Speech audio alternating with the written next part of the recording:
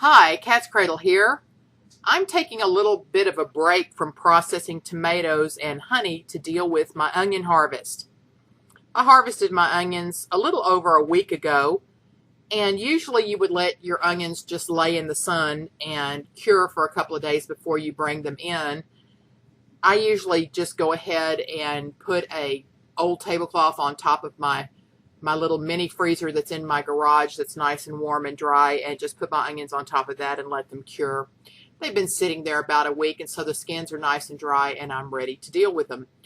Here's a little bit of what's left. I've used most of my onions for processing my salsa, my spaghetti sauce, my tomato soup, that kind of thing. And so I don't have too many left, but it's enough to last me through most of the winter.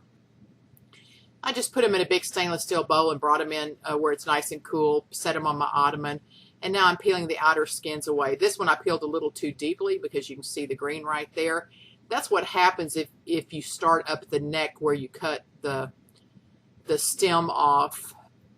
If you start peeling up there, that can happen to you sometimes. In fact, my rule is when you're getting onions ready to put away, if you're peeling off the outer dirty skin and you smell onion, you've gone too deep.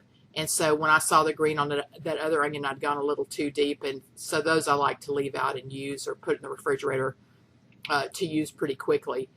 This one I'm going to be able to do just right. I start down there about midway, just peeling off the dirt that's on the skin outside of the onion. But I don't want to go very deep. I don't want to see green, and I don't want to smell the smell of onions. So that one's just about perfect. So I just continued on with this bowl until I got them all clean, taking the roots off and the stems off. And then I take an old, clean pair of pantyhose and I cut it right down the middle.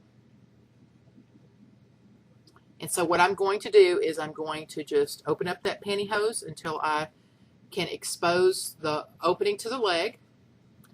And then I'm going to drop my onion down and slide it all the way down to the toe, pulling to make sure it's nice and tight.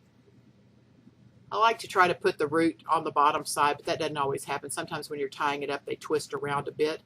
And then all I do is just make a knot there.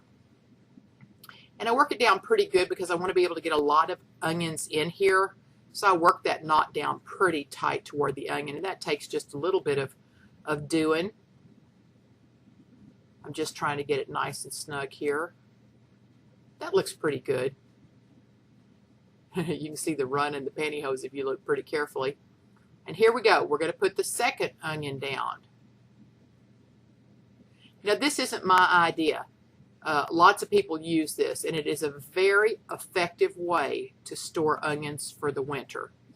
It does several things. It allows them not to sit together, so if you've got one onion that's going to rot, it's not going to be touching the next onion and cause the rot to spread. The other thing it does is it allows air to circulate freely between the onions, and that will keep them from molding or rotting, which is really good.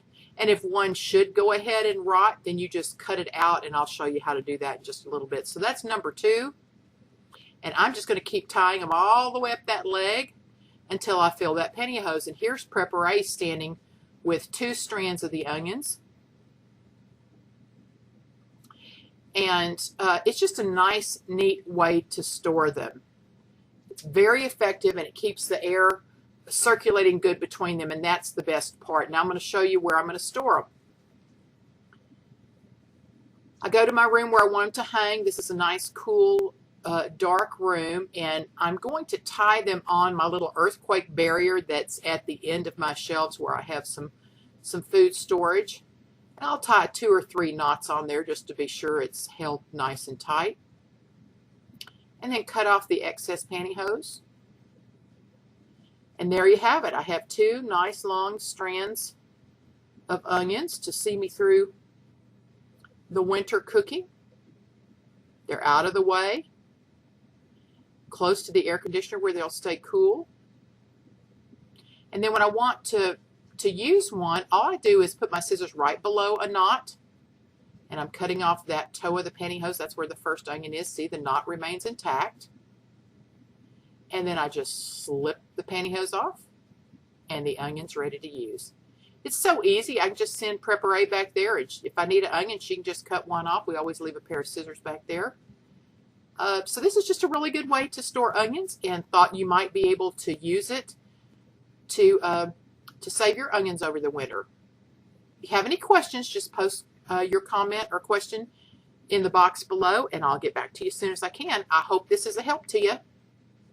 Until next time, this is Cat's Cradle.